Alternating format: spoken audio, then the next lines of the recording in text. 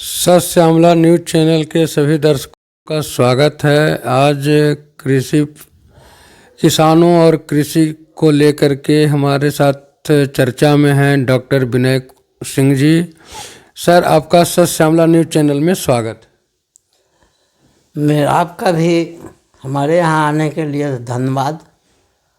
और आज जो किसानों की हालत है वो सरकार उसको अनसुनी करके किसानों को जो मांग है उसके लिए दिल्ली में धरना प्रदर्शन चल रहा है। पिछले साल भी चला था और सरकार ने वादा किया था कि हम किसानों की मांग को मानेंगे और एमएसपी देंगे, लेकिन आज तक वे नहीं दिए। और फिर किसान है जो आंदोलन रद्द हो गया है और दिल्ली में धरना प्रदर्शन चल रही है और दिल्ली जाने से उसे रोका जा रहा है। और सरकार कहती है कि ये किसान नहीं खालिस्तानी और पाकिस्तानी हैं।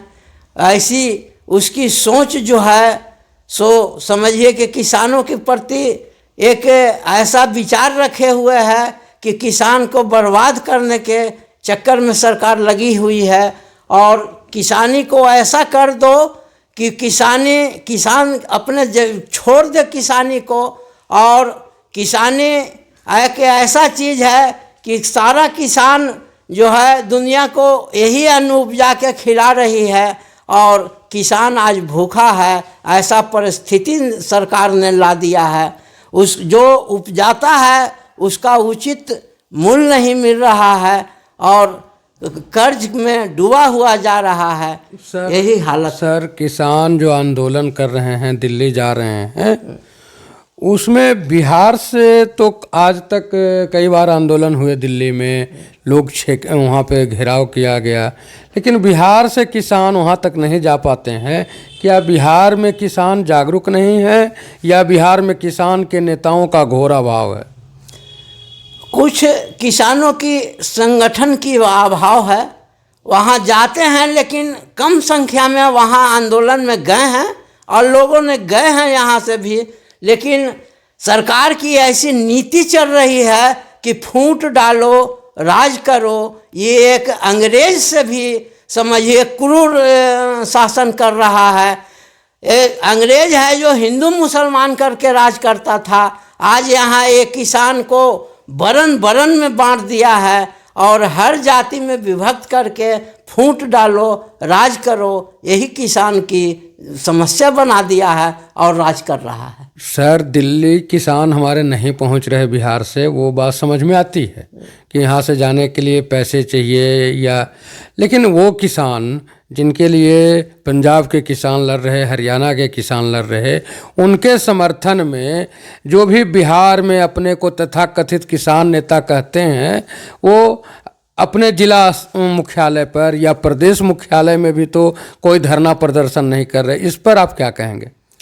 नहीं, धरना प्रदर्शन तो हो रही है लेकिन जितना संख्या में होना चाहिए वो नहीं हो रहा है। लेकिन धरना प्रदर्शन हर ब्लॉक पर स्तर पर धरना प्रदर्शन चल रही है, अपनी मांग के लिए लोग अथी कर रहे हैं।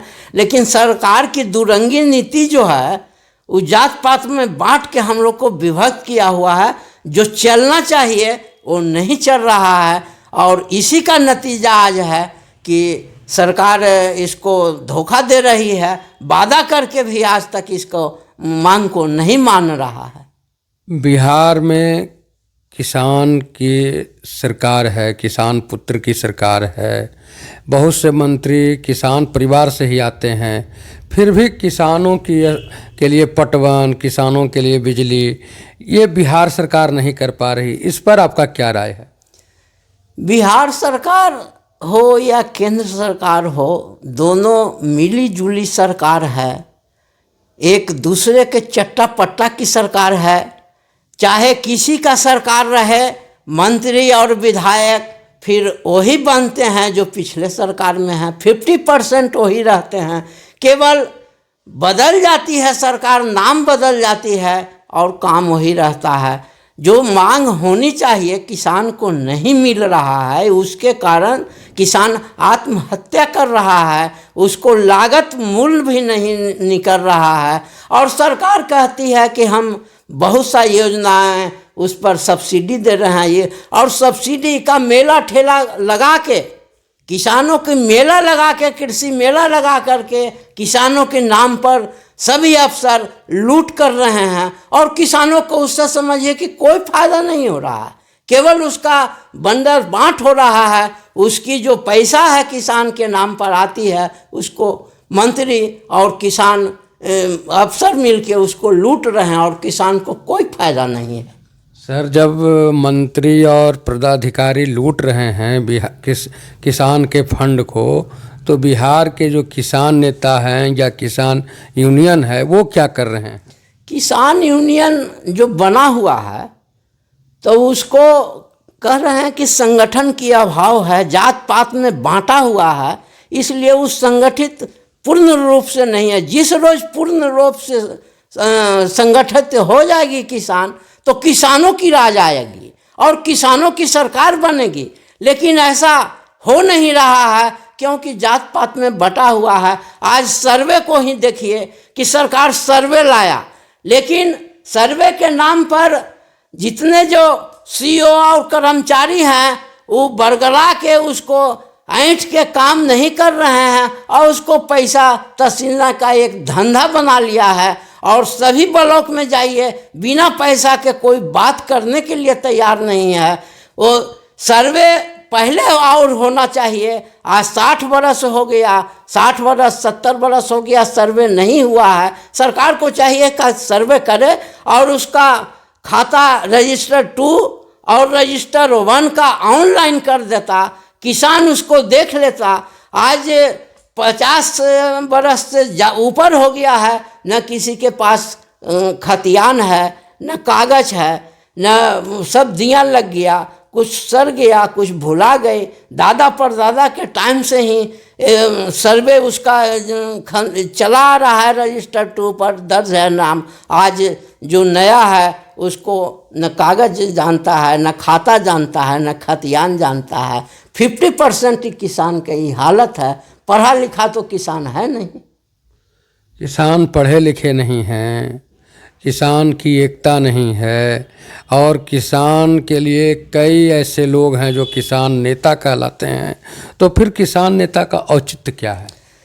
हम लोग किसान नेता जो हैं, किसान को जगाने के लिए हर जगह मीटिंग सोसाइटी करते रहते हैं, और उसको कुछ अब जागा है। किसानों के नाम पर अब राजनीतिक पार्टियां जो है सो उस पर अमल करने लगा है। हर पार्टी में किसान सेल बनाए हुए हैं, लेकिन किसानों के नाम पर केवल लूट रही है, धोखा दे रही है, और किसान सोच नहीं रहा है, जात पात में बांट के इसको छोड़ दिया है। सबसे बड़ा समस्या यहाँ है।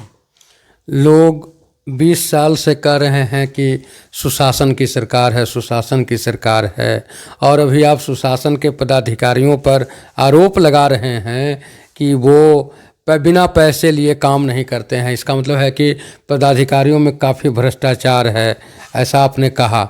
इसके लिए दोषी कौन? या सुशासन या फिर आम लोग? आम लोग भी कुछ दोषी है। कुछ कर्मचारी जब ब्लॉक में जाते हैं तो उसको बहुत सा दलाल हैं, और उसको भरमा के कहेगा, और वह किसान जो है अपने काम के लिए जाता है, दौड़ते दौड़ते वह हर थाक कर वह पैसा देता है कर्मचारियों को, लाचारी में देता है। और किसान की रवैया जो अभी कृषि मंत्री हैं जायसवाल साहब, उन्होंने इस बात को स्वीकार किया है कि हाँ भ्रष्टाचार है, लेकिन उसको दूर नहीं कर रहे हैं। मुख्यमंत्री जो कुछ सुशासन की सरकार कहते हैं, वे भी कुछ ऐसे लोगों से घिरे हुए हैं कि जो किसानों की बात और मीडिया जनता की बात उनके कानों तक नहीं जाने देते हैं, और लोग उनको घेरे रहते हैं। यही समस्या है कि सुशासन होते हुए भी उनका काम, आज वो जब अपना कानून बनाते हैं कि इस तरह से लागू करो, ब्लॉक में कोई कर्मचारी उनके बात सुनने वाला नहीं है। मुख्यमंत्री खुद कहते हैं कि हम जो कानून बनाते हैं वो कर्मचारी अफसर लागू नहीं करता है। तो लागू नहीं करता है तो क्यों आप बने हुए हैं सरकार में? वो आप उसको काहे नहीं कार्रवाई करते हैं? या तो कार्रवाई कीजिए या छोड़ दीजिए शासन। आपका कहने का मतलब ये है कि आप सुशासन बाबू यानी कि नीतीश कुमार जो कानून बनाते हैं वो पदाधिकारी फॉलो नहीं करते हैं, तो जब वो पदाधिकारी फॉलो नहीं करते तो इनको मुख्यमंत्री रहना उचित नहीं है, आपका यही कहना है? हाँ, मेरा कहना है कि जब आपका कर्मचारी अफसर आपका बात नहीं सुनता है तो उसे सस्पेंड कीजिए, डिस्चार्ज कीजिए और नया नया बहाली कीजिए। क्यों आप लोभ में पड़े हुए हैं कि केवल गद्दी के फेरा में पड़े हुए हैं कि गद्दी मेरा बरकरार रहे? आप 20 बरस शासन किए, 20 बरस से मुख्यमंत्री आप हैं।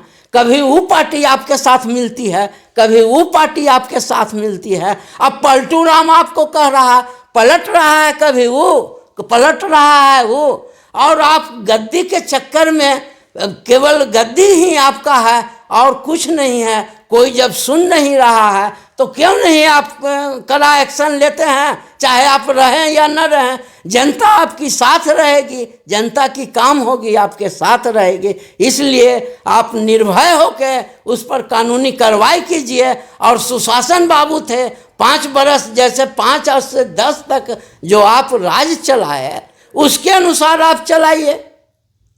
सर, एक आखिरी सवाल आपसे। 2010 में नीतीश कुमार जी के पास 115 विधायक था। 2015 में जब उन्होंने शराब बंद करके वापस चुनाव में गए तो उनकी विधायकों की संख्या घट गई। तो वो इसी डर से कभी बीजेपी के साथ चले जाते हैं, कभी लालू जी के तरफ चले जाते हैं। लगता है कि कहीं अगर हम अपने अकेले रहेंगे तो सरकार नहीं बना पाएंगे। और क्या इस पर आपका क्या कहना? इस पर मेरा कहना है कि नीतीश बाबू का उम्र जो है 73-74 हो गई है।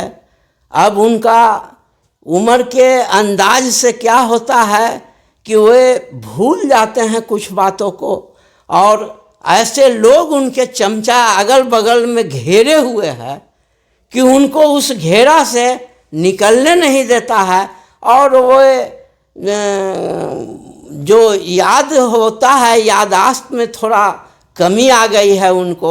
इसलिए उनको चाहिए कि नौजवान को अपने पार्टी में लाएं और नौजवान को आगे बढ़ाएं और उसी को हैंड ओवर कर दें और उसको केवल निगरानी करें तो उनके लिए ज़्यादा अच्छा होगा।